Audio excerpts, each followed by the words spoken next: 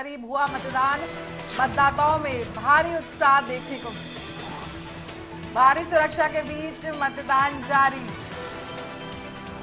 तो बड़ी खबर सामने आ रही है, अमरवाड़ा में उपचुनाव के लिए वोटिंग जारी है। अब तक करीब 67% मतदान हो चुका है। मतदाताओं में भारी उत्साह देखने को मिला है। भारी सुरक्षा के बीच मतदान किया जा रहा है। अमरवाड़ा विधानसभा में उपचुनाव के लिए सुबह से ही मतदाता वोटिंग करने पहुंच रहे हैं और अब तक करीब 67% मतदान हो चुका है।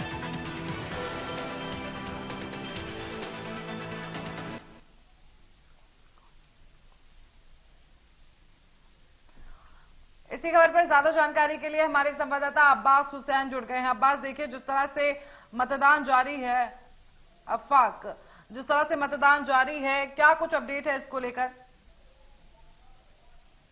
बिल्कुल, देखिए अमरवाड़ा विधानसभा में जो है उपचुनाव आज सुबह से जारी है, मतदान सुबह से जारी है और एक टसल वाला मुकाबला जो है वो इस उपचुनाव में नजर आ रहा है। त्रिकोणीय मुकाबला भी कहा जा सकता है, क्योंकि भारतीय जनता पार्टी जिस तरह से मैदान में है तो कांग्रेस पार्टी भी लगातार मैदान में रही और वहीं गोंडवाना गणतंत्र पार्टी के जो कैंडिडेट हैं वो भी मैदान में डटे रहे। तो ये कहा जा सकता है कि त्रिकोणीय मुकाबला कहीं ना कहीं उपचुनाव में नजर आया। लेकिन वहीं जो सबकी निगाह थी कि क्योंकि लगातार ये तीसरी बार अमरवाड़ा विधानसभा के जो वोटर्स हैं वो वोट डालेंगे, क्योंकि 2023 के विधानसभा चुनाव में उन्होंने वोट डाला, फिर 2024 के लोकसभा चुनाव हुए और अब फिर उपचुनाव आ गया। तो उपचुनाव में कहीं ना कहीं उत्साह नजर आ रहा है। वोटर्स घरों से निकले हैं, वोटर्स ने वोट डाला है। काफी बड़ा क्षेत्र है अमरवाड़ा जो है वो क्षेत्रफल में काफी बड़ा क्षेत्र है और तकरीबन 2,57,000 के करीब जो वोटर्स हैं वो अमरवाड़ा विधानसभा में है। और अब तक 3 बजे तक का जो रिकॉर्ड जो दर्ज किया गया है वो तकरीबन 67% मतदान का दर्ज किया गया है। अभी 5 बज रहा है और ऐसा लगता है कि ये आंकड़ा जो है वो कहीं ना कहीं 6 बजे तक 72 से 73% को क्रॉस करेगा और अमरवाड़ा की जो विधानसभा है उसमें बम्पर वोटिंग होने की जो है संभावना नजर आती है। वहीं देखिए एक बड़ी खबर भी हमारे को मिली है कि अमरवाड़ा विधानसभा अंतर्गत एक नांदिया गांव है और जहां के ग्रामवासियों ने चुनाव का बहिष्कार कर दिया है, मतदान उन्होंने नहीं किया है।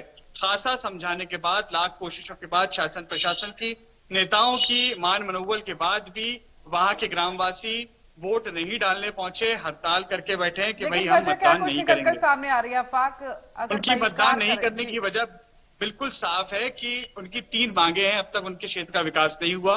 आंगनबाड़ी केंद्र वो चाहते हैं, मतदान केंद्र वो अपने ग्राम में चाहते हैं और एक जो स्वास्थ्य केंद्र है, प्राथमिक स्वास्थ्य केंद्र वो अपने ग्राम में चाहते हैं। इसकी मांग लंबे समय से उनकी लंबित है, जिसको लेकर ग्रामवासियों ने जो है चुनाव का बहिष्कार कर दिया है और अब उम्मीद नहीं है कि वो नांदिया ग्राम के जो ग्रामवासी हैं वो वोट करें। लेकिन बाकी का जो क्षेत्र है अमरवाड़ा का, वहां पर नजारा साफ है, वहां पर वोटर्स घरों से निकले हैं, वोट डाला है।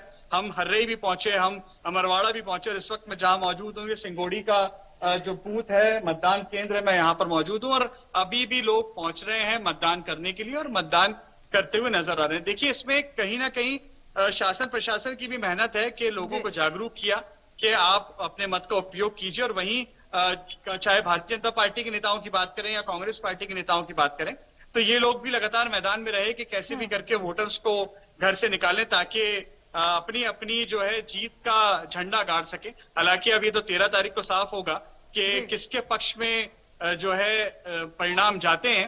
फिलहाल जो नजारा है वो अमरवाड़ा उपचुनाव का यही है। जी बिल्कुल, और देखिए जिस तरह से जो कैंडिडेट है बीजेपी के, पहले कांग्रेस में थे और लगातार उन्होंने जीत भी हासिल की थी।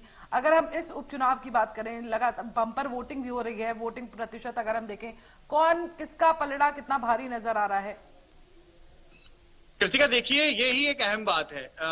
राजा कमलेश शाह जो हैं वो 3 बार के लगातार विधायक हैं और 3 बार वो चुनाव लड़े हैं कांग्रेस पार्टी से। उसके बाद 2024 में वो नाराज हो गए, पूर्व मुख्यमंत्री कमलनाथ और पूर्व सांसद थे नकुलनाथ, और उन्होंने भारतीय जनता पार्टी का दामन थामा और कमिटमेंट यही हुआ कि भारतीय जनता पार्टी अगर उनको टिकट देगी उपचुनाव में तो वो चुनाव तो ही वो पार्टी में शामिल होंगे। और हुआ भी 2024 में जो उपचुनाव हो रहा है उसमें भारतीय जनता पार्टी ने उन्हें अपना प्रत्याशी बनाया और वो मैदान में है। तो जिस तरह से वो एक बात कह रहे हैं सभी जगह उनके लोग, उनके कार्यकर्ता, और हमने ये भी देखा कि मध्य प्रदेश के मुख्यमंत्री मोहन यादव लगातार अमरवाड़ा पहुंचते रहे, 5 बार पहुंचे। वीडी शर्मा यहाँ पर आए, वहीं संपत्ति अवीके लगातार बनी रही। जो छिंदवाड़ा के नवनिर्वाचित सांसद हैं विवेक साहू, वो लगातार यहाँ पर काम करते रहे अमरवाड़ा में।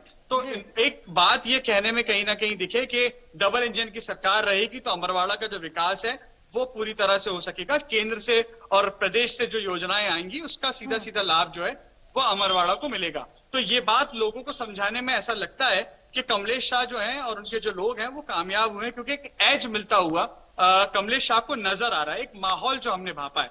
हालांकि ऐसा नहीं है कि कांग्रेस पार्टी ने कमजोर प्रत्याशी उतारा था। कांग्रेस पार्टी ने काफी स्ट्रांग प्रत्याशी जो है वो अमरवाड़ा विधानसभा में उतारा है। आंचल कुंड वाले बाबा जी एक आस्था का केंद्र है आंचल कुंड, और उनके जो बेटे हैं धीरेन शाह मैदान में है कांग्रेस की तरफ से। तो कहीं ना कहीं टसल वाला मुकाबला है। लेकिन क्योंकि देखिए एक तो सत्ता भी है और लोगों को ये भी दिख रहा होगा कि भाई लंबे समय से अगर हमें विकास नहीं हुआ है और विकास हम कराना चाहते हैं तो हमको भाजपा के साथ जाना चाहिए या भारतीय जनता पार्टी का सपोर्ट करना चाहिए, विकास की बात हो तो। ये एक माहौल है। लेकिन देखिए ये साफ नहीं कहा जा सकता कि होने वाला क्या है, क्योंकि तो 13 तारीख को ही परिणाम साफ होंगे। क्योंकि एक तरफ पूर्व मुख्यमंत्री कमलनाथ भी 3 दिन लगातार अमरवाड़ा में कैंपेन करते रहे। जीतू पटवारी भी लगातार जो है वो 15 दिन कह लीजिए आना जाना उनका लगातार जारी रहा। और अभी जब जिस दिन 8 तारीख को जब चुनाव प्रचार समाप्त हुआ है उस दिन तक पूर्व सांसद नकुलनाथ भी जो है वो डटे रहे। हालांकि अमरवाड़ा पहले कांग्रेस का गढ़ रहा है, लेकिन अब 2024 में ऐसा हुआ लोकसभा चुनाव में कि नकुलनाथ यहां से चुनाव हार गए। अब इस उपचुनाव में क्या होने वाला है इस पर सबकी निगाह आने वाले नतीजे बताएंगे। बहुत बहुत शुक्रिया आफाक हमसे जुड़ने के लिए। तमाम